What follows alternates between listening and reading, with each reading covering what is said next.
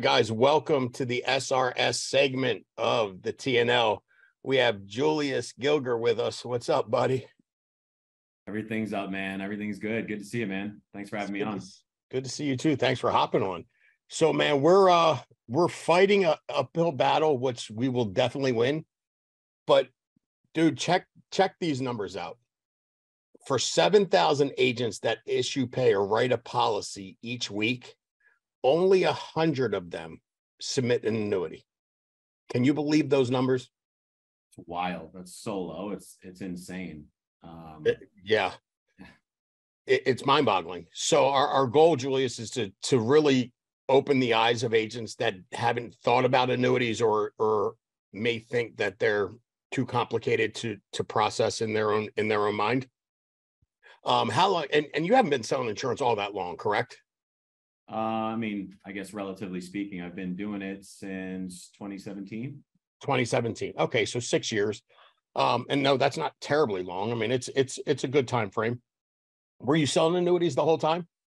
Yeah, the first company I joined there, our bread and butter was annuities and IULs at that company, but we didn't really have any lead sources. So we were farming friends and family and kind of warm market and whatnot. So that was really hard to generate business there.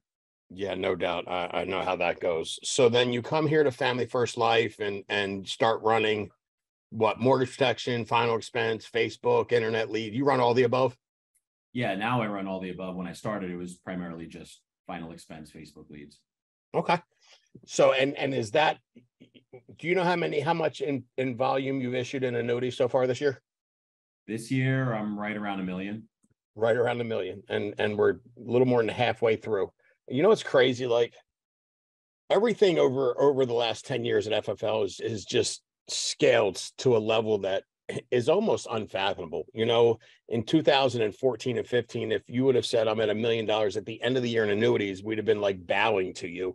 And now it's like, Brad might very well do 10 million in volume this year in annuities, which is crazy if you think about it. So, but $1 million, like that's no small feat. And I wish every agent would do that because I think they can.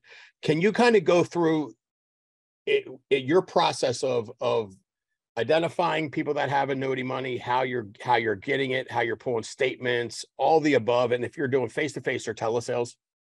Yeah, absolutely. So a lot of what I've done, man, I've actually learned from you. And you may remember some of this, man, but when I first got into selling annuities here at FFL, like for me, I was having trouble transitioning from, hey, I'm here for final expense or I'm here for mortgage protection to, well, how do we get into a conversation about annuities, right? And retirement. And so some of the things that I took from you and from others was, as I'm going through, I'm always asking the golden question, right? Like I never miss that question, right? So it's always easy to find it. And the golden question is, hey, what do you have that kind of acts like life insurance? If you die, it'll transfer to your loved ones, right? And then I ask 401ks, IRAs, right? So I always ask it so I can identify it, right? And so my struggle when I started was, all right, how do I make that transition to, I help them with a final expense need or their mortgage need. And then, hey, let's also talk about this. So the thing I got from you and really why I wanted to even get into doing annuities was to really help my bottom line, right? Is to help my profitability. Because this is one thing you said to me. I was writing about 20,000 a month and I didn't have a whole lot left over, right? And you're like, well, if you write one annuity a month or one annuity every other month, and now you got an extra 5, 10, 15, or 20,000 as more of a bonus than it is your primary income, well, now your profitability is that much greater. And so I was like, okay, that makes sense. I can totally do that. Wow. So, okay. Yeah. So that's what got me on the mindset of like, let's just do this, right? Like, let's make this part of what we do. And so after I identify that they have some money, Frank, then I kind of tease it. I remember you saying this to me is like, all right, so, hey, if I can, right now you have a 401k, for example, and let's just use $100,000 to keep it simple. If the client says that, and I'm like, okay, how's that been doing for you over the last few years, right? Kind of get a temperature check, especially with the way the market's been. And most people are like, I've lost a bunch of money, or or they'll say, I don't know, I don't pay attention to it, right? Like, well, that's just, it's like, it's crazy. It's like you got your money there and no one pays attention to it. And then, so I tease it with, well, hey, you know, Bob, if I can help you protect your money from any more losses, eliminate fees while still earning interest year over year, is that something you're open to learning about? Just a simple yes or no question. And then when they say yes, boom, that's now a lead for an annuity, right? They gave me permission. Yes, I'm interested. I write it on my financial inventory, and then I continue with my appointment. I finish what I'm there for, and I'm going to sell them final expense. I'm going to sell them mortgage protection if it makes sense. If for some reason it doesn't make sense to them, then I would simply say, hey, you know what? Kind of looking at your situation here, Bob, you know, we can spend some additional money for final expenses per month and get you this coverage or mortgage protection.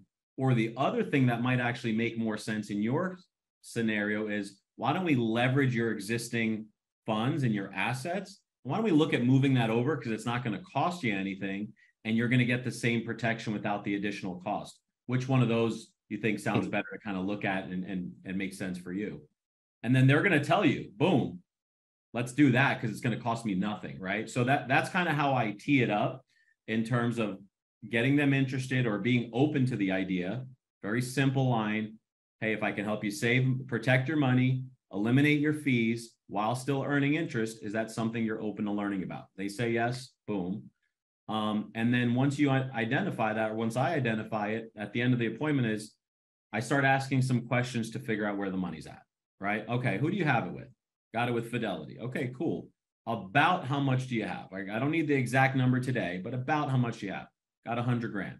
Cool, right? Like, we want this to flow. We want it to be easy. We want, like, people know approximately, they may not know to the dollar. And then, okay, what kind of account is it in? It's a 401k. Okay, great. Do you still work there? No, right? So I'm just getting some basic information. Okay, so we know they're not working there. We know it's portable. We can move it.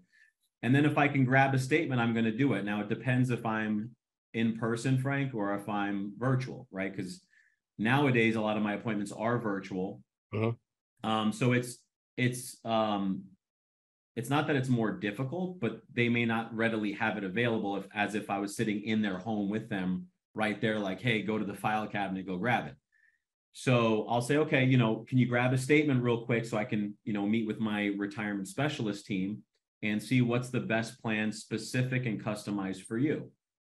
And if they say no, it's no big deal, right? Like, I don't harp on it. I try to get it if I can. If not, then I'm just getting the information for me to be able to build a plan. And when I didn't know what information I needed to build a plan, what I really did is I went into the CRM, Frank, and I looked at the Ask a Specialist information that we have to submit. So it tells you what they're looking for, right? So it's like, all right, let me just ask these questions because my specialist needs to know.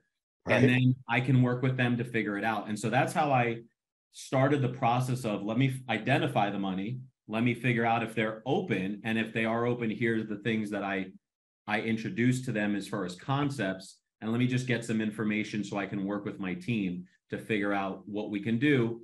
And then I just simply set a follow-up call. When I first started, you gave me this tip. You're like, all right, hey, does next week at the same time work for you? Because generally, if they can meet with you now, they could probably meet with you at the same time next week because of their schedule. Most people have the same schedule. And so I set up a follow-up, and that's the process of that. And then obviously, before we meet the next time, I'm meeting with the SRS team to identify, you know, what's the best plan, why, what are we uncovering, and all that stuff. Dude, I love how you keep it so casual and you know, I think that goes a long way, especially now if you were going to a home to write or to talk about annuities, you wouldn't have to keep it so casual. But because your job is to help them with mortgage protection, final expense, legacy protect, whatever it is, you almost have to keep it that casual so that they don't get a little freaked out about tidal wave selling, if you will. So, and I loved a lot of stuff you said. Like, would that be something you'd be interested in learning about? Because it's not like, would that be something you'd be interested in buying? Like, that's a really direct, no, it's just very casual. Is this something that you'd like to hear about? And most people, would like to know what they don't know. When they don't know what's out there, they probably should be educated. So, dude, I love how simple you keep it.